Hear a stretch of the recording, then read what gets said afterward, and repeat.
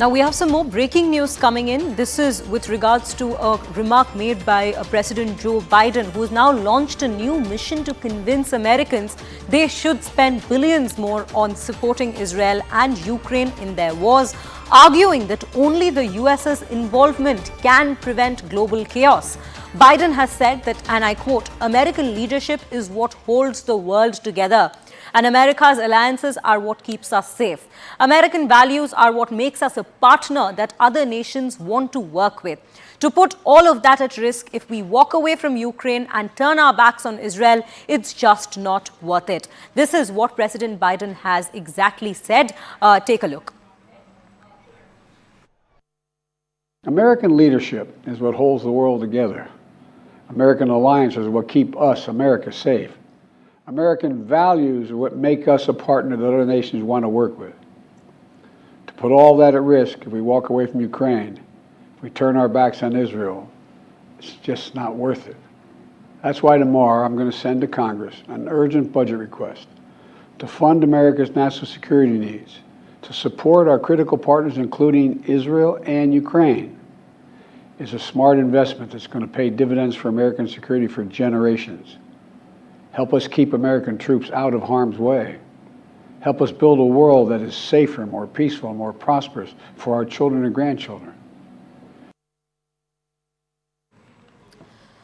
Now, we do have Siddhant Mishra joining us back on the broadcast to bring us more details into this. Siddhant, in the current geopolitical scenario where there exists a lot of tensions between different sides, we just remember that President Biden recently in an interview had also said that America can take care of itself even after supporting Israel and Ukraine in their war efforts. But saying that is one thing in an interview, but being able to convince Americans to invest more into these wars is completely another different angle that we are talking about.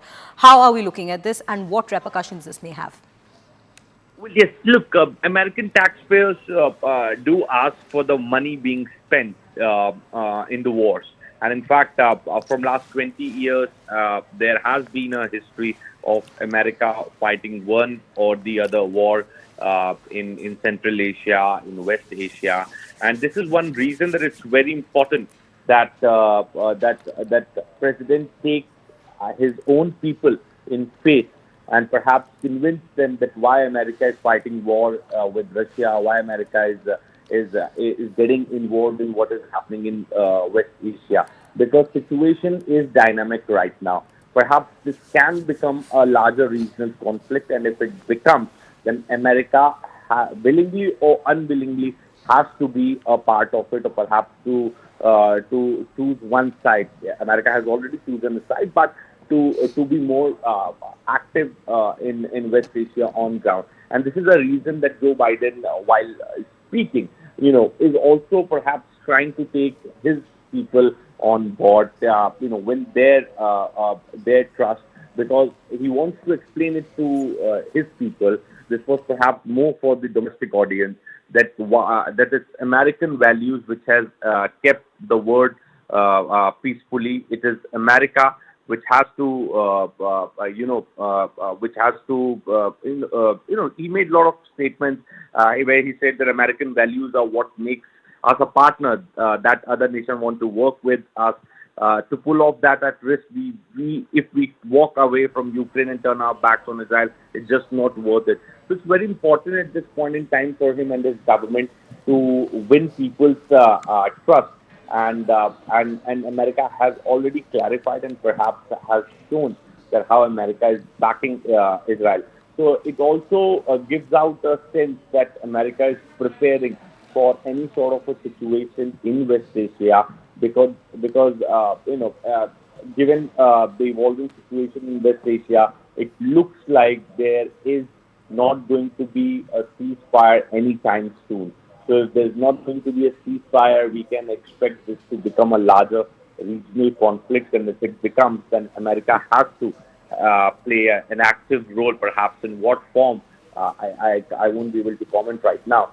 So maybe, Biden has this sense and this understanding, and he's preparing his people for that. As Israel is also going to launch ground operations in Gaza to rescue hostages. In fact, there are a lot of Americans also, those who have been held hostage by Hamas. So Biden did mention that as well, that I speak with the families of those who killed or wounded in the tragedy and have been kept held captive by Hamas. We are pursuing every avenue to bring their loved ones home. So a lot depends on how the Arab world takes the ground operation by Israel, and what is going to be the repercussions of it is something which America is preparing for. Back to you. Right, Siddhant. Siddhant, thank you for bringing us all those details. And right now, we at CNN News 18, since day one of this conflict having broken out, have been bringing you visuals from the war zone.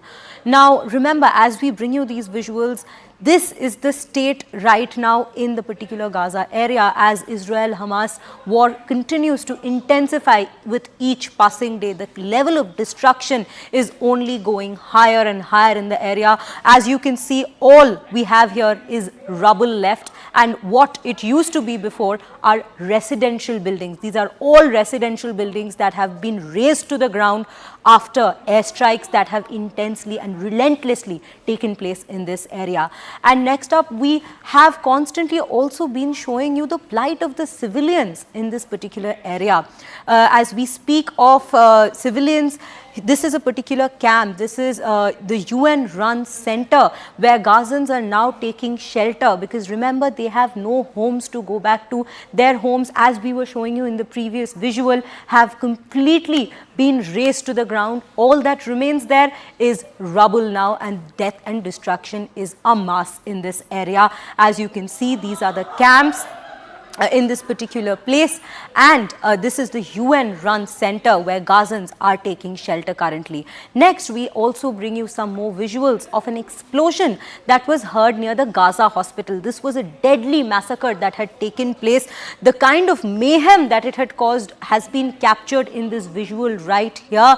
It was a hospital that was bombed. Even now, there is a constant blame game that continues to play between Israel and the Hamas as to whose rockets it were which caused the particular explosion. But these are the visuals from the hospital as the explosion was heard near Gaza's hospital. Now, next up, we also bring you the aftermath of that particular airstrike that had taken place in the hospital area. Now, the IDF had done a press conference where they had said that the bombs the explosion that had occurred wasn't exactly on the hospital, but it was in the vicinity, in the same compound. But either ways, this is the kind of destruction it had caused, with people running around without medicine, instead being more injured at a place where they were supposed to be safe. They were supposed to get medical help after already being injured with the constant airstrikes that have been ongoing in this area. This is the level of destruction that we have and that we bring to you here. Now, with that, we will go on to some more reactions that we have, beginning with UK's Prime Minister, who recently made a visit to Israel, Rishi Sunak. Absolutely support Israel's right to defend itself in line with international law, to go after Hamas, to take back hostages, deter further incursions, and to strengthen your security for the long term. But I also want to thank you for the support that your government has given to the families of British nationals caught up in this horror, including your efforts to release the hostages, secure their release, and I know that we will continue to cooperate, particularly with regard to the British nationals that are involved. You describe this as Israel's darkest hour. Well, then it's for me to say I'm proud to stand here with you in Israel's darkest hour. As your friend, we will stand with you in solidarity, we will stand with your people, and we also want you to win. Now, moving on to another aspect of this particular ongoing war, which involves India, which is the Operation Ajay. Now, MEA spokesperson Arindam Bagchi has shared the latest information regarding Operation Ajay amid the ongoing conflict between Israel and Hamas. Take a look at what he had to say. Operation Ajay जो चल रहा है उसके तहत करीब 1200 लोग अभी वापस आए हैं 5 फ्लाइटों पर। इसमें करीब 18 इनमें से नेपाली नागरिक भी शामिल हैं। हम सिचुएशन का जायज़ा ले रहे हैं और आवश्यकता के आधार पर हम फ्लाइट्स और प्लान करेंगे। आपने गाज़ा के बारे में पूछा था। वहाँ पे पहले करीब 4 लोग थे, अभी एग्जैक्ट नंबर हमारे पास नहीं है, कोऑर्डिनेट कर रहे हैं। और मैंने कहा था करीब 12 या 13 लोग वेस्ट बैंक में थे। गाजा में स्थिति ऐसी है, निकलना थोड़ा मुश्किल है, पर मौका मिले तो अगर वो निकल पाए। कुछ रिपोर्ट्स हैं कि 1-2 निकल भी आए हैं, पर हम इसको गलत खबर मैं नहीं देना चाहूँगा अभी, जब तक कंफर्मेशन नहीं आए। पर इजराइल में अभी जो हमारा चल रहा है तेल अवीव से फ्लाइट्स, वो अभी जैसे मैंने कहा करीब 1200 निकले हैं 5 फ्लाइट्स में, और भी फ्लाइट्स हम प्लान कर रहे हैं। जैसा डिमांड रहेगा उस तरह उसके बेसिस पे। The most barbaric and wide-scale terror attack in decades, bigger than 9/11, was perpetrated 11 days ago, and it seems like this council has already forgotten. The pictures and footage from the October 7th pogrom are seared into my brain, in every Israeli's brain, forever. But it seems that I must remind some of you of what happened. Thousands of barbaric Hamas Nazis invaded Israel and brutally murdered 1,400 innocent Israelis as they slept, celebrated, hugged their families in fear, and cried for mercy. With that, we slip into a short break, but do stay tuned to CNN News 18 as we keep bringing you all the latest developments shortly on the other side.